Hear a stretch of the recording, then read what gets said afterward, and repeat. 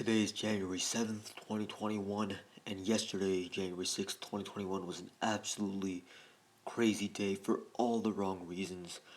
I talked about it in yesterday's video. You probably already know what happened yesterday if you're watching this video. If for whatever reason you don't know what happened yesterday, you can watch my video yesterday where I summarized what happened yesterday. Two major events took place yesterday that everyone was talking about. First one was Raphael Warnock and Jon Ossoff both winning the respective Senate races.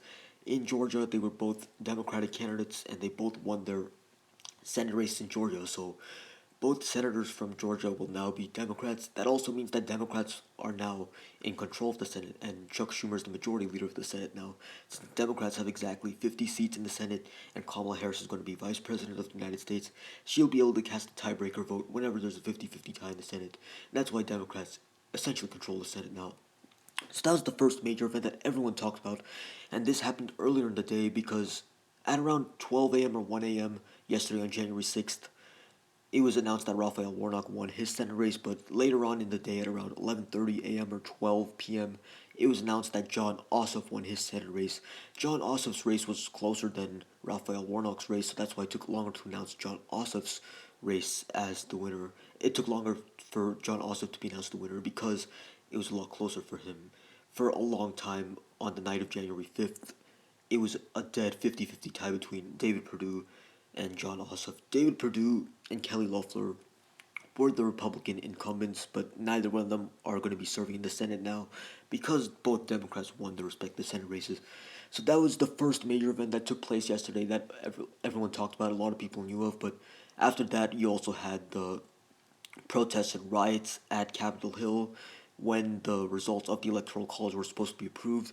So there were a lot of protesters protesting Biden's victory outside Capitol Hill, and these people were protesting because they thought that the election was fraudulent, even though there's been loads of evidence proving otherwise. They thought that Trump should have won the election, and they didn't want the Electoral College results to be certified. So a lot of Trump supporters protested outside the Capitol building. But then what happened later on was that because these protests, a lot of people knew for. A lot of people saw this coming weeks in advance. Like, I knew this was going to happen. I knew there were going to be protests, but what I did not expect was for these protesters, for some of these rioters, to actually break into the Capitol building and storm inside. And they caused a lot of damage, and all the members of the Senate and the House had to go into hiding to make sure that they were safe. Thankfully, none of the members of the House or the Senate were harmed, but unfortunately, in total, as of now, 5 people have died as a result of yesterday's chaos. That is very unfortunate. I wish that none of those deaths happened, but at the same time that that was happening yesterday, those 5 deaths taking place as a result of those riots yesterday, what nobody seemed to talk about, or what everybody seemed to forget, was that yesterday was actually the peak of the COVID-19 pandemic so far. So yesterday and today, yesterday January 6th and today January 7th, these 2 days, at least for the United States, have been the worst days ever for this pandemic. There has been more COVID-19 deaths in a day yesterday and today than any other time at all during this pandemic. So we're seeing more deaths per day now than ever before, but here's the thing. Nobody's talking about it. It's obvious why, because there were the protests and riots right outside Capitol Hill and also within Capitol Hill after they broke inside. But because of that, everyone was so focused on that nobody talked about COVID-19 and how bad it was. But that's what I'm here to do. I'm here to talk about how bad COVID-19 really is. But let's get into it. So first, to begin with, right now not the daily case count, total case count across the world is now just reaching 88.5 million cases. So since the beginning of, I guess actually since the end of 2019, we've had 88.5 million cases of COVID-19 in total. The vast majority of those have been in the last few months. Like, if I go to the case count over time, even by the end of August, we only had 25 million cases, and by the end of September, we only had 35 million cases. But in the last few months, the number of cases per day skyrocketed. In the spring, we only had around 84,000 cases per day worldwide, 90,000 cases approximately worldwide. In the spring, at its worst, we had 100,000 cases per day. But in the summer, it got worse when we started reaching 250,000 cases per day. Then it got way, way worse in the fall. In December, we were reaching 600,000 cases per day. And now we're at the absolute worst that it's ever been. And I can't say it's necessarily going to get better in the near future. But just yesterday, on January 6th, 2020, we had 803,000 cases across the world in total of COVID 19, and that is an all time high throughout this entire pandemic. January 6th saw more new COVID cases than any other day in history. So that is absolutely unfortunate. That's absolutely devastating. It's really sad to see how bad things are, even though it's been literally a year since this virus was first discovered and first started spreading. It's worse now than ever before. Same thing with the daily deaths, by the way. We're still talking about worldwide numbers, but in the United States, it's also gotten really bad. So, worldwide numbers, as of now, we're seeing almost 15,000 deaths per day, and we've been seeing that for the last couple of weeks, and which is higher than any other point in this pandemic. In the spring, we saw around 6,000 to 7,000 deaths per day. In the summer, it was actually better when we only saw around 5,000 deaths per day. And I guess late July, early August, we saw 6 to 7,000 deaths per day, but now we're seeing double that with 15,000 deaths per day. Now, a large reason why that's the case is because the United States was contributing a lot of cases and a lot of deaths. The United States is only around 4% of the world's population, but they still make up around a quarter of the total number of cases. There's been around 88 million cases in the world in total. Like I said, we're reaching 88.5 million cases now, but the United States is responsible for 22.13 million of those cases. Just over 22 million of those cases is from the United States. So 22 over 88 is one fourth. United States is responsible for a quarter of the total cases. Now for the deaths in the United States, that's also an extremely disturbing number. As of now, as of January 7th, 2021, we've seen 374,000 deaths in the United States from COVID 19 in total. And that is a very disturbing number, especially when you consider that we just reached 300,000 a couple of weeks ago. We didn't reach 300,000 deaths until December 11th or 12th. So it was the second week of December when we reached 300,000 deaths in the United States. But since then, it's been less than a month. It's only been around 4 weeks, but we've already seen another 75,000 deaths. And I remember back in the fall, predictions were made that we would reach 400,000 deaths by February 1st, but I think it's going to happen even before that. I think by the time Biden gets inaugurated in 13 days from now, we're going to be at 400,000 COVID deaths in total from this virus by January 20th, which is Inauguration Day, considering the rate we're currently at. Because let's look at the death count, the daily death count for yesterday and today. It's weird because on here, on worldometers.com, the website I'm using, they don't have the daily case count and death count yet for January 7th worldwide, but they have it for the United States. But for the United States, we're talking specifically about the United States now. Both the daily case count and daily death count today was higher than any other time throughout this entire pandemic.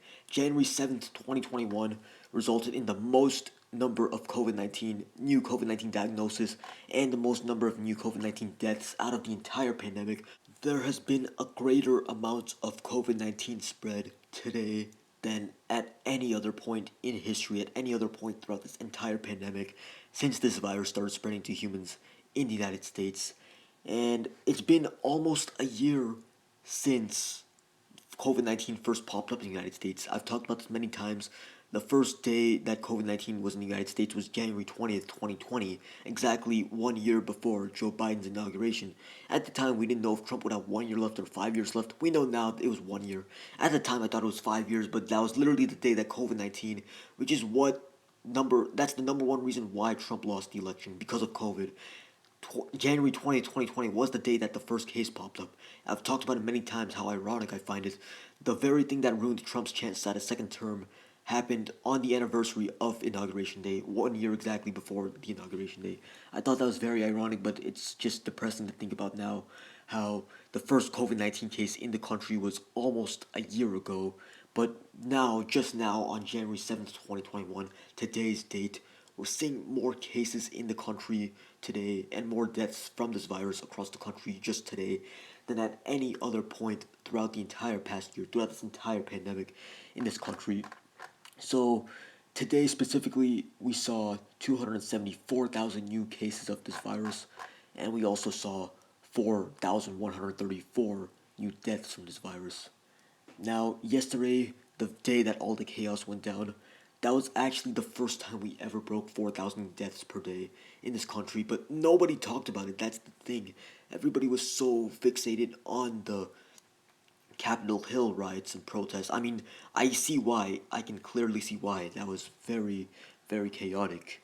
But at the same time, I don't think we should stop focusing on COVID 19. I don't think we should forget about this virus, especially when just in the past 2 days, 8,000 people have died from this virus. 5 people died from the protests and riots at Capitol Hill, which is very unfortunate. I wish none of those 5 deaths happened, but that's nothing in comparison to the number of COVID deaths that have happened just in the past 2 days since the start of yesterday, January 6th, from this virus. Yesterday we had 4,100 deaths. Today we had 4,134 deaths. So in total, that's 8,234 deaths just in the past 2 days, just since the start of yesterday from this virus. I can't emphasize enough how depressing this is to see. And honestly, I feel like this is one of the most depressing points in our country's history, at least in the past several decades. Definitely in the past century, or not century, in this current century, definitely in the 21st century, this is probably one of the most depressing moments in this country's history. Probably it's up there with 9/11 in terms of how tragic this period in time is for this country, for the United States. It's up there with 9/11 and Sandy Hook and the Parkland shooting, these events that really caused nationwide grief, nationwide despair. That's currently what we're experiencing, and I hope things get better.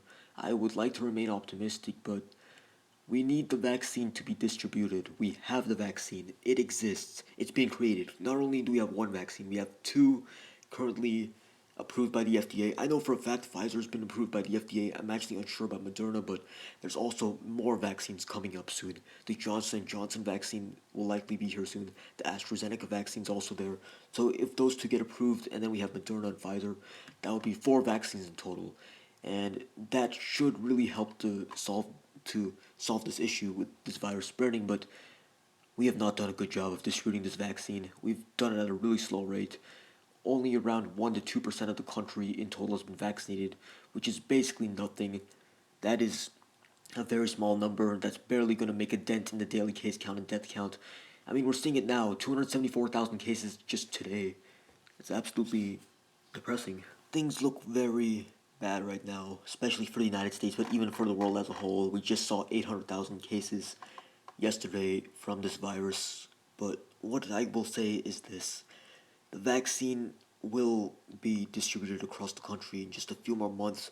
Biden's inauguration is also just under 2 weeks from today, on January 20th, 2021. I'm really hoping there's no such chaos on that date like we saw yesterday. I'm hoping that it'll be a peaceful transition of power.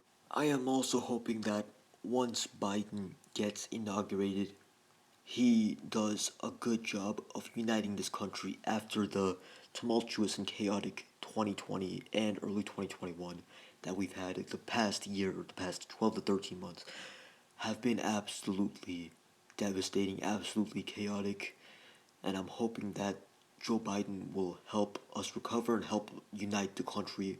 And I really hope that he can get people, even people who didn't vote for him, people who voted for Trump. I'm hoping that he can get those people to unite with the country, hoping that Joe Biden will serve as a unifying figure.